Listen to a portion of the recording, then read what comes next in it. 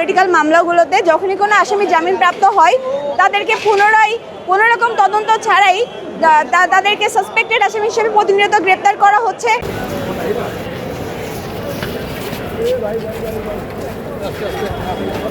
আজকে ফজলুল হক হলের সভাপতি আনোয়ার হোসেন নাইমকে ধানমন্ডি থানার 10-11-25 একটি মামলাতে সাসপেক্টেড আসামি হিসেবে গ্রেপ্তার দেখানোর জন্য বিজ্ঞ আদালতে হাজির করা হয়।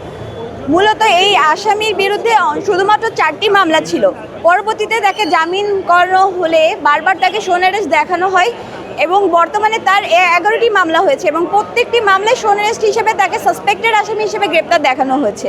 আমরা বিজ্ঞ আদালতকে জানিয়েছি যে এই যে মামলার বিষয়বস্তু এটি ছিল 19 জুলাই 2024 আর এই মামলাটা দায়ের করা হলো দীর্ঘ 1.5 বছর পরে এবং এই ক্ষেত্রে বাদী একটা দীর্ঘ সময় পেয়েছে যে এই মামলার সাথে কারা জড়িত ছিল না সেই সকল তথ্য যাচাই বাছাই করার জন্য এবং এই মামলার এজাহারে ওয়ার্ড লেভেলেরও যারা আছে তাদের নাম পর্যন্ত এজাহারভুক্ত হয়েছে। যদি আমার এই আসামি সম্পৃক্ত থাকতো তাহলে তাকে অবশ্যই এজাহারভুক্ত করা হতো এবং আজকে এই মামলায় তাকে অন্যায়ভাবে সাসপেক্টেড আসামি হিসেবে গ্রেপ্তার করা হয়েছে। আমরা প্রতিনিয়তই দেখছি পলিটিক্যাল মামলাগুলোতে যখনই কোনো আসামি জামিনপ্রাপ্ত হয় তাদেরকে পুনরায় কোনোরকম তদন্ত ছাড়াই তাদেরকে সাসপেক্টেড আসামি হিসেবে প্রতিনিয়ত গ্রেপ্তার করা হচ্ছে এবং আইনের অপব্যবহার করা হচ্ছে এবং তাদের যে ন্যায় বিচার এগুলোকে বিঘ্নিত করা হচ্ছে। এর মাধ্যমে সাধারণ মানুষের কিন্তু আস্থা হারাচ্ছে।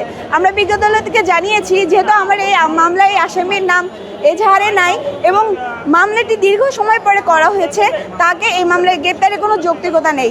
তারপরে বিজ্ঞ আদালত নথি পর্যালোচনায় সিদ্ধান্ত দেওয়ার জন্য রেখেছেন, এখনো পর্যন্ত সিদ্ধান্ত আসেনি।